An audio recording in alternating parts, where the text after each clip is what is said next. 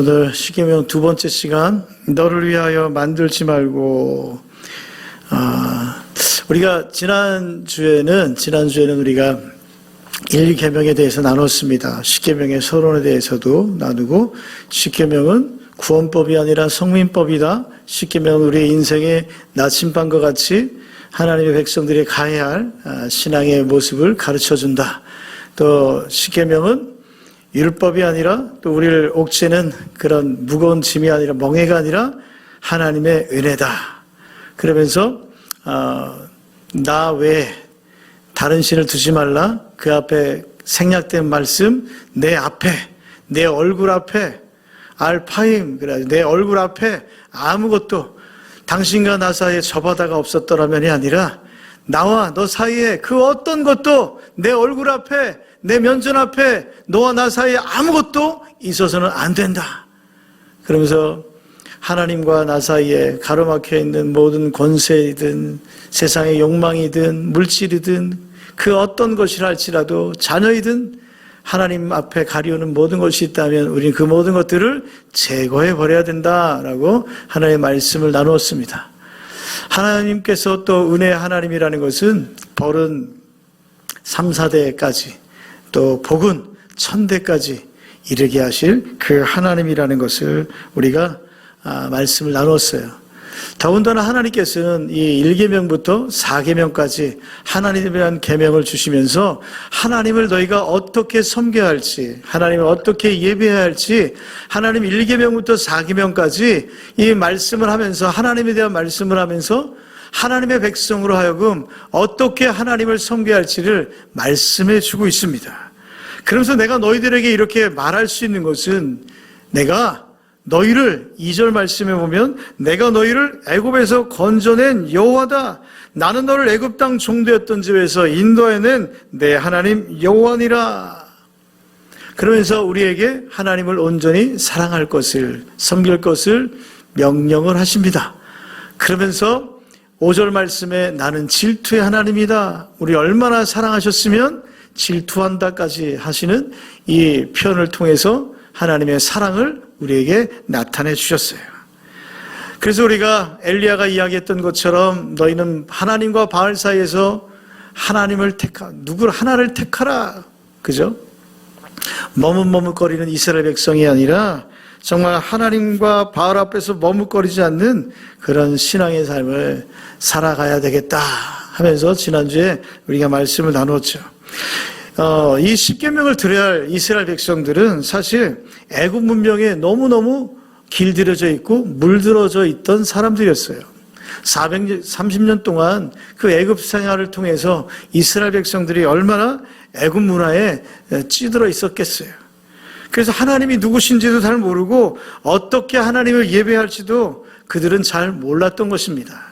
그래서 하나님은 하나하나 하나님이 누구이신지, 하나님이 어떤 하나님이신지, 너희들이 나를 어떻게 대해야 되고 어떻게 예배해야 될지, 그것에 대해서 지금 이 출애굽기를 통해서 말씀하시고 이 십계명을 통해서 추각해서 이스라엘 백성들에게 말씀해 주시는 거예요. 그래서 출애굽의 목적은 애굽 땅에서 벗어나게 자유를 주시는 것만이 아니라, 애굽 땅에서 이스라엘 백성들을 건져내신 그 하나님은, 하나님의 목적은 뭐예요? 이 백성들로 하여금 나를 예배하게 하기 위함이다라고 말씀하고 있지 않습니까? 그래서 모세를 통해서 우리가 3일길을 떠나서 하나님을 예배하여 하리라, 이렇게 바로에게 이야기했던 것입니다. 그래서 오늘 2계명, 3계명, 4계명의 이 핵심은 뭡니까? 예배입니다. 예배.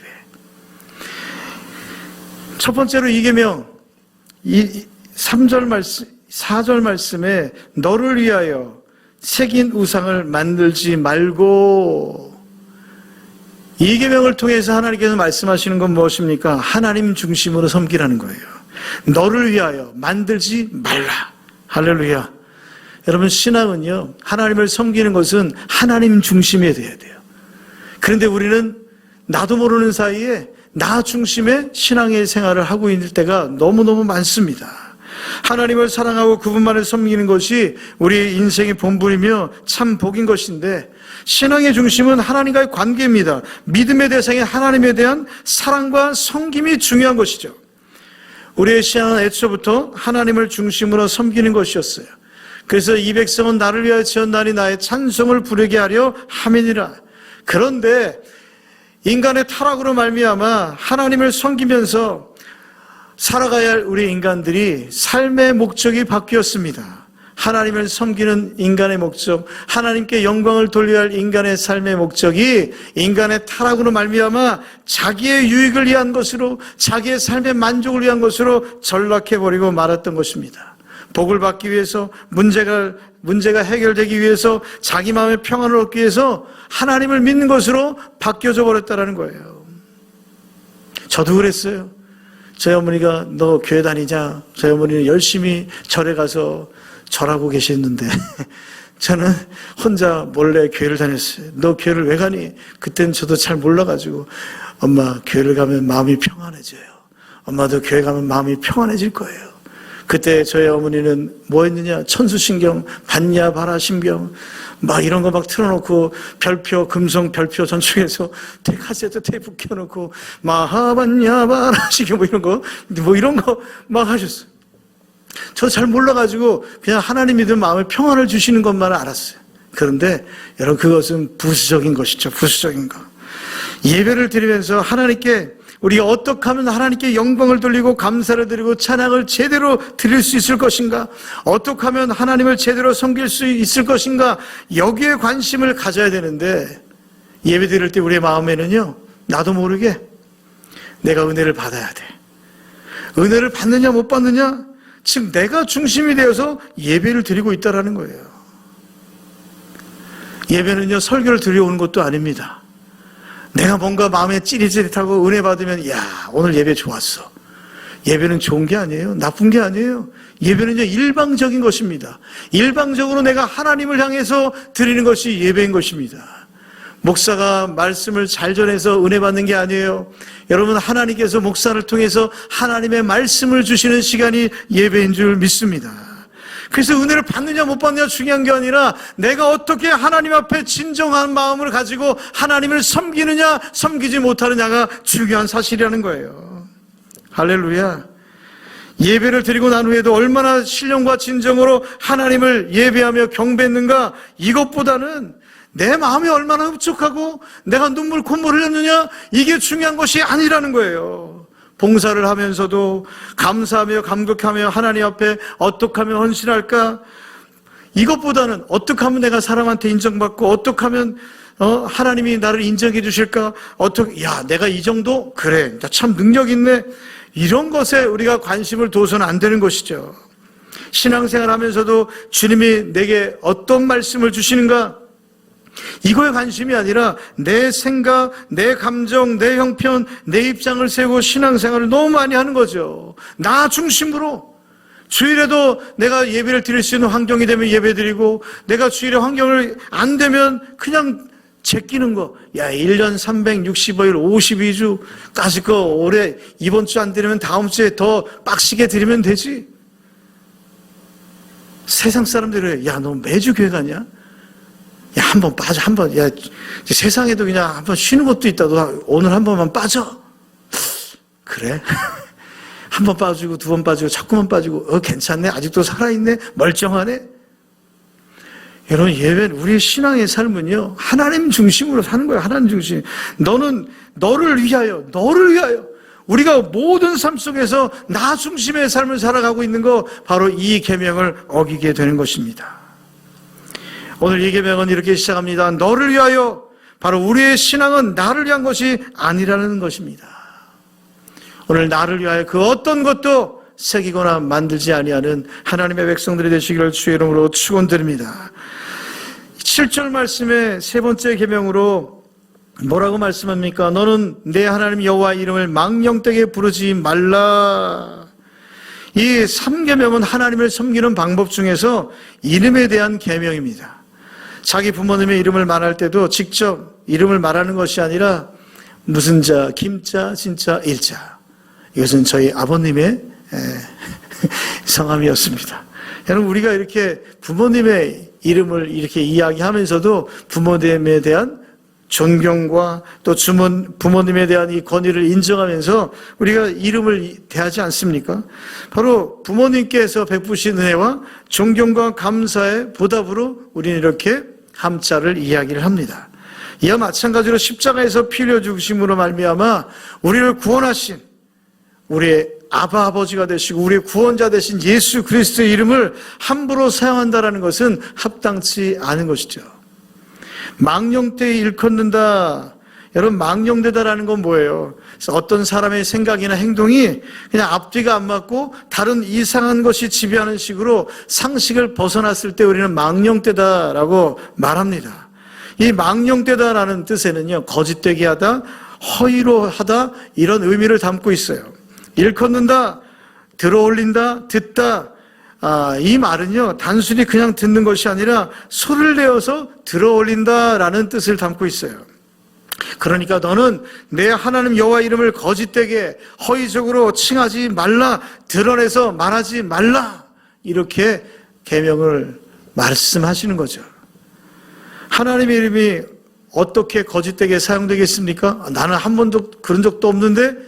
우리가 하나님의 자녀라고 이야기하면서 하나님의 자녀로서 사랑하지 못한다면 부모의 하나님의 이름에 먹칠하는 것과 마찬가지잖아요.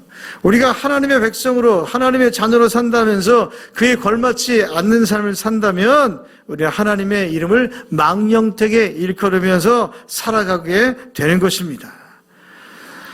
우리의 생각이나 다른 사람의 소원을 또한 하나님의 뜻이라고 확정지어서 또 고집하며 이야기할 때도 하나님의 이름을 망령되게 일컫는 것과 망령되게 일컫는 것으로 우리가 생각할 수가 있어요. 누가 뭐 신학대학을 가는데 이건 분명히 내가 신학대학 가는 게 하나님의 뜻이야. 그러면서 또 누가 뭐 교회를 할 때 이게 하나님의 뜻이야. 여러분, 하나님의 뜻이 내 뜻과 다를 수가 있어요. 우리 항상 하나님의 뜻을 하나님의 이름으로 이야기할 때는 심사숙고해야 되는 것입니다. 내 소원을 하나님의 뜻으로 가장해서는 안 될 것입니다. 우리는 우리의 계획을 세우되 하나님의 뜻은 다를 수 있다라고 생각을 해야 된다는 거죠. 오늘 우리가 하나님의 이름을 망령되이 일컫지 않는 하나님의 백성들이 다 되시기를 주의 이름으로 축원드립니다. 넷째 계명은 안식일을 기억하여 거룩하게 지키라 말씀합니다. 출애굽기 20장에서 10계명을 주시는데 이제 31장까지 모세가 내려오기 전까지 하나님은 성막에 대한 구조와 또 성막 요소에 어떤 기물들이 들어가야 되는지 그 모든 기명들을 이야기를 하면서 하나님께 너희들이 어떻게 예배해야 되고 하나님께서 자신을 어떻게 섬겨야 하는 그런 제사법에 대해서도 하나하나 세심하게 가르쳐 줍니다. 결국은 나는 너의 하나님이 되고 너희들은 내 백성이 되는데 내가 하나님으로서 너희는 백성으로서 지켜야 할 그 모든 관계를 이런 성막과 모든 기구들을 준비하면서 그들에게 가르쳐 주시는 거예요. 그러면서 이 안식일을 지키는 것이 언약의 표징이다라고 말씀을 합니다. 즉 안식일을 지킨다라는 것은 하나님과 언약을 맺은 거룩한 백성임을 고백하는 것을 드러내는 사건이 안식일을 지키는 거예요. 내가 안식일을 지키는 것은 단지 명령이 아니라 나는 하나님의 언약의 백성입니다. 하나님 나와 언약하신 분입니다. 그래서 내가 안식일을 지키는 거라는 거예요. 할렐루야.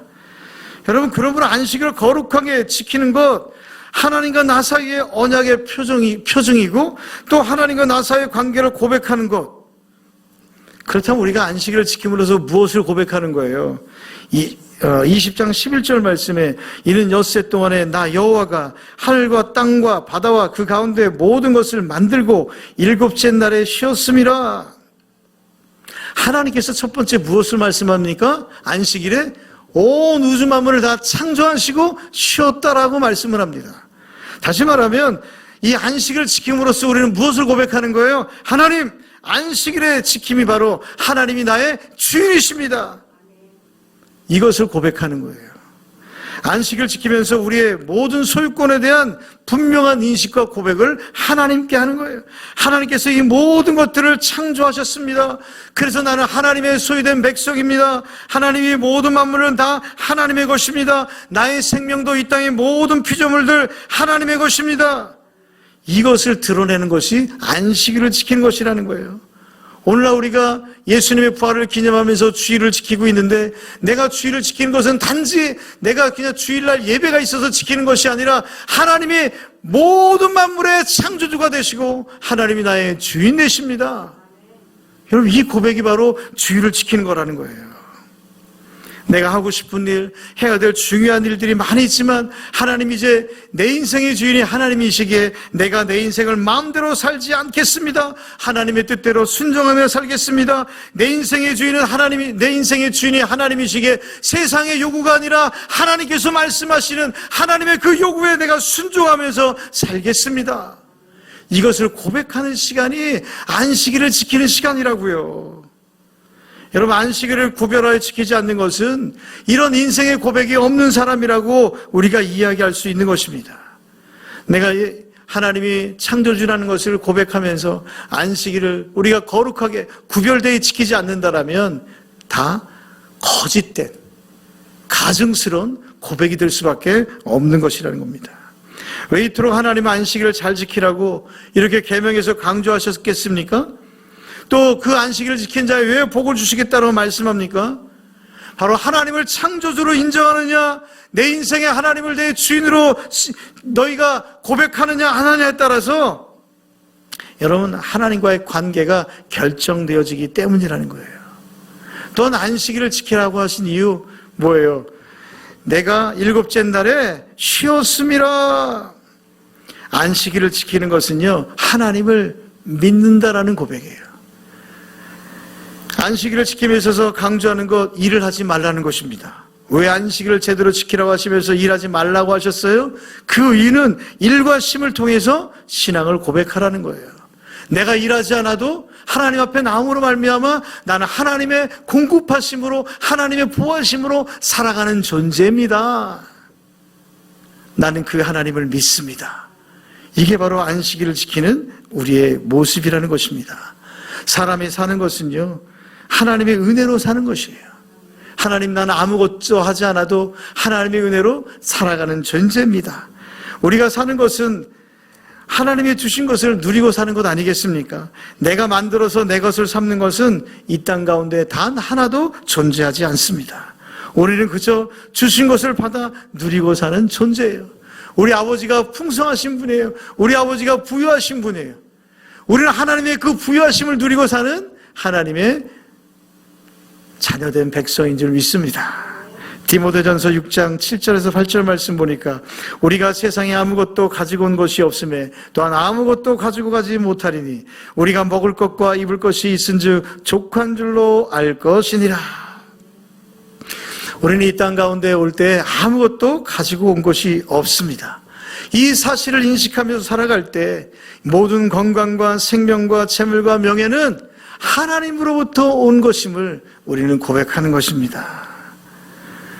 아무리 세상 가운데 우리가 얻는다 할지라도 가지고 갈 것도 없고, 여러분, 세상에서 주어지는 모든 것들 한순간에 눈앞에서 사라지고 마는 것이 세상의 것들 아니겠습니까?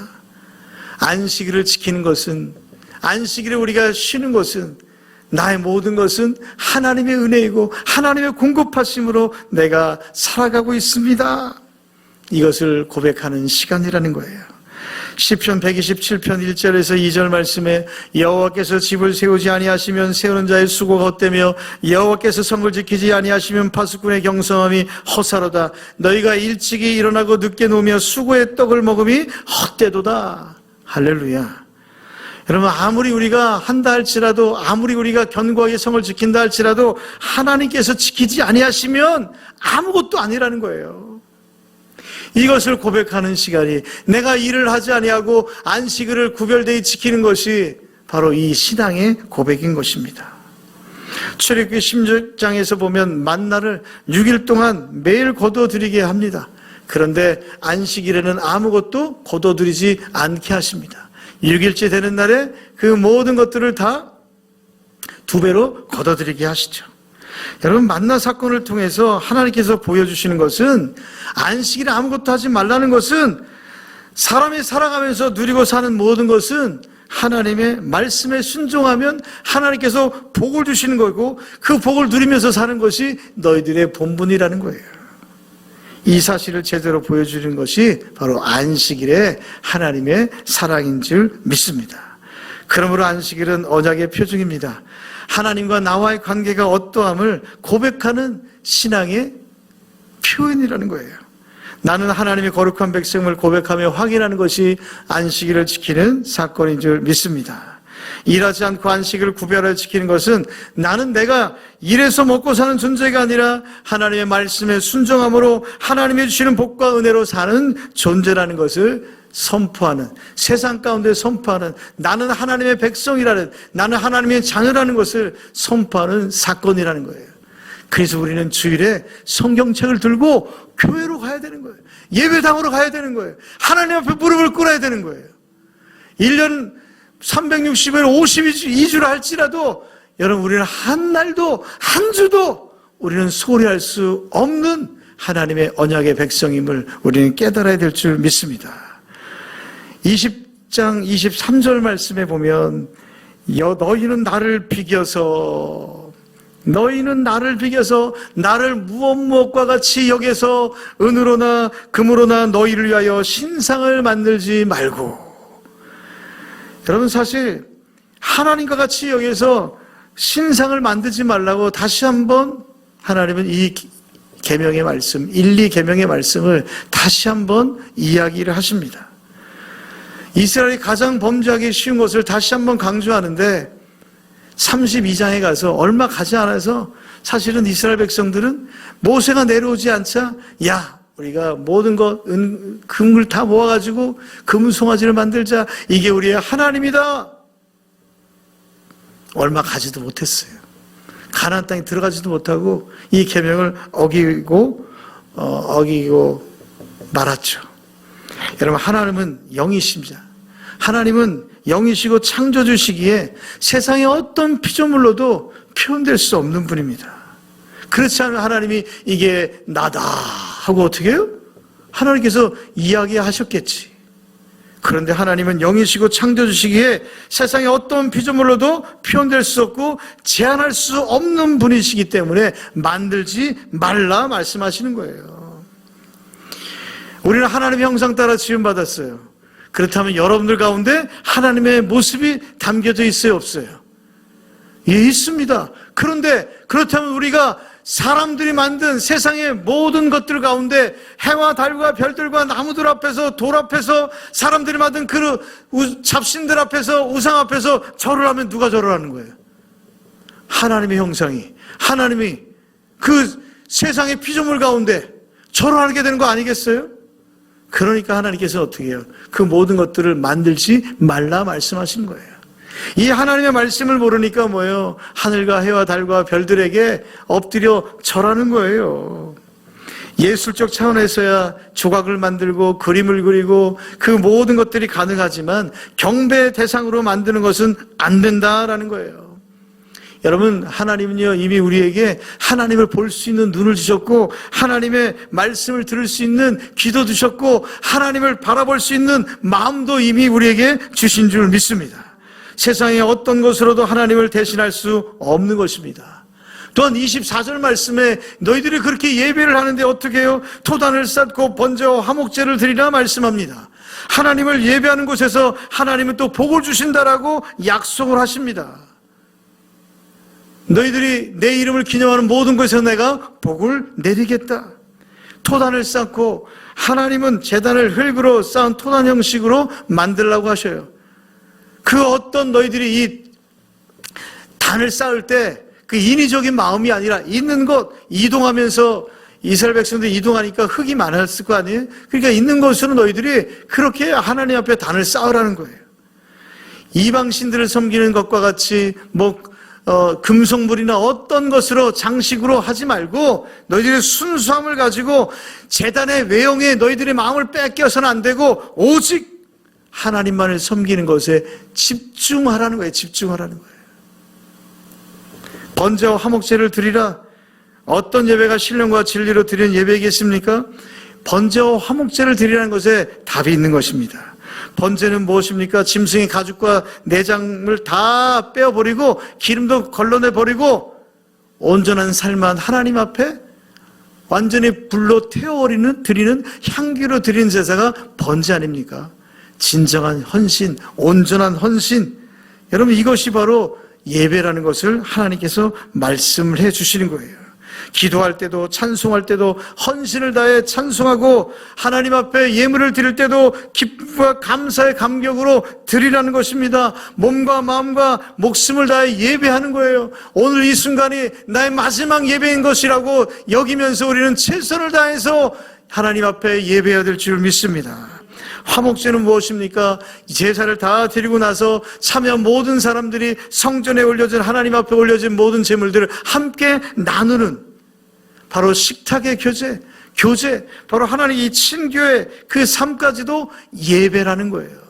우리 주일날 이렇게 예배 드리고 모든 공예배를 드리고 나서 이제 끝나는 것이 아니라 내 삶의 자리에서도 우리 믿음의 형제 자매들과 함께 나누는 그 모든 교제의 시간까지도 예배의 연장선이라는 거예요. 그래서 번제와 화목제를 드리라는 건 뭐예요? 번제도 드리고 화목제도 너희가 드리면서 온전한 예배를 이루어라 라는 겁니다. 그러므로 예배를 통해서 하나님과 깊은 만남을 이루고 성도들과 함께 삶을 나누는 것. 그래서 여러분, 사실 이 비대면 예배요, 사실은 온전한 예배라고 할 수 없어요. 우리의 삶에 나눔이 있고 이 교제가 있고 헌신이 있는 모든 것이 여러분 교회 기능이고 예배의 진정한 모습인 것이죠. 코로나 때문에 우리가 비대면을 예배하지만 여러분 속히 온전한 예배를 우리는 회복하게 될 줄 믿습니다. 예수님 앞에 1년치 임금에 해당하는 옥합을 깨트려서 예수님의 죽으심을 장사했던, 기점했던 한 여인의 이야기, 그 여인의 이야기를 보고 제자들은 어떻게 그 비싼 것을 갖다가 차라리 가난한 사람을 구제했으면 더 좋았을 것을 이렇게 이야기하는 제자들에게 예수님은 그 여인에게 뭐라고 말씀합니까? 마태복음 26장 10절 말씀에 너희가 어찌하여 이 여자를 괴롭게 하느냐? 저가 내게 좋은 일을 하였느니라. 우리가 하나님 앞에 헌신하는 모든 삶은요, 우리 주님께서 칭찬하시는 거예요. 이 여자가 내게 좋은 일을 하였느니라. 예배는 하나님께서 기뻐하시러 드리는 것이 진정한 예배인 것입니다. 우리도 이렇게 칭찬받았으면 좋겠어요. 매일매일 안식일을 지키며 하나님 앞에 예배하면서 하나님께서 아무개가 나에게 좋은 일을 하였느니라. 할렐루야. 이렇게 주님께서 찾으시는 예배자, 바로 이 자리에 앉아있는 여러분들이 되기를 원합니다. 이 2020년 마지막 주에 하나님께서 이 말씀을 주신 것은 저는 이런 마음이 들었어요. 아, 그렇구나. 우연히 출애굽기를 하다가 지금 여기까지 온 거 아닙니까? 예, 그래. 우리 2020년을 보내고 2021년을 맞이한 우리 마음 가운데 하나님, 내가 진정으로 내가 하나님께서 찾으시는 참된 예배자로 하나님 내가 거듭나게 만들어 주시옵소서. 하나님, 내가 그렇게 거듭나게 될 줄 믿습니다.